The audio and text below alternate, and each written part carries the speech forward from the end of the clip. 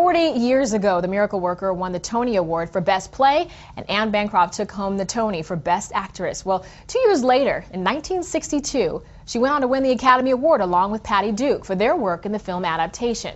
Well, now the play is making its way back to Broadway, and we talked to the talented actors who will be performing the intimate production.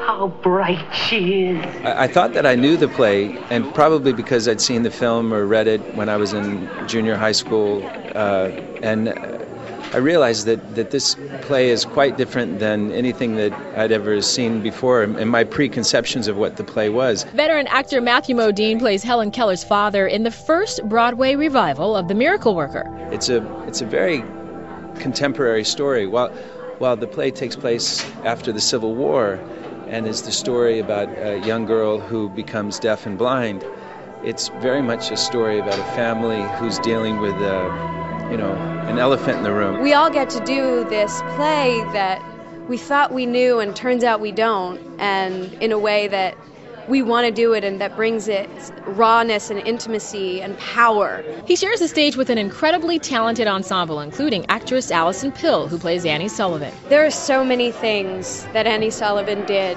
that I cannot even dream of doing. And I think as an inspiration for a role, for a life, I couldn't refuse. And now the stress is trying to come up with a way to do her justice. To fire all gay teachers and anyone who supports them. Well, there shouldn't be much problem with that. Allison has won rave reviews in both theater and film. Her standout portrayal of Sean Penn's campaign manager in the Oscar-winning movie Milk is just one example. Mostly her singular focus is on teaching this child, who she knows to be smart, who she knows to have a voracious mind. She wants to get her to be freer than she is. And part of that freedom, she believes, will come with language. Abby is, like Helen, has a voracious mind and wants to understand everything about it, or and figure out a way to make theater work for her. Abby is actress Abigail Breslin, who's making her Broadway debut. It's really nerve-wracking.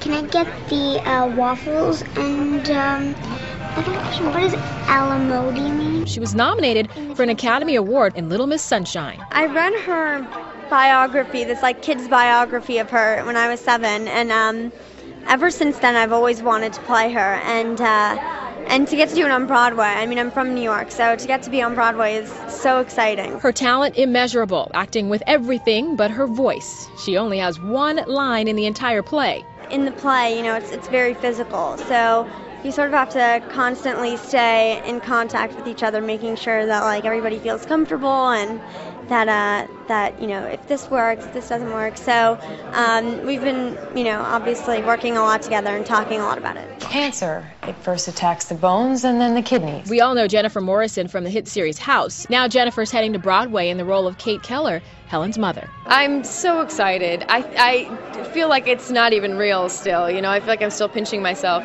As much as I've loved doing television and film, I grew up on stage. I did my first play when I was 5 years old, and have just loved the theater ever since, and it's really been one of my dreams to end up on Broadway one day. They're complex, difficult, challenging women who ruthlessly pursue whatever it is they're pursuing. They have a kind of will that I love to see women have on stage. Director Kate Worski says the cast shares terrific chemistry. Not only are they extraordinarily talented, they're committed, and they're very good to each other. So there's a real sense of ensemble. The staging of the production is done on the round. The first time that I went to visit the theater and stood on the stage, it sort of felt like what it must have been like to be a gladiator, to have the audience all around you and doing battle. I think a lot of people might be surprised at how modern a play it really is. It's been 50 years since it was on Broadway, and there's still productions everywhere. That's the sign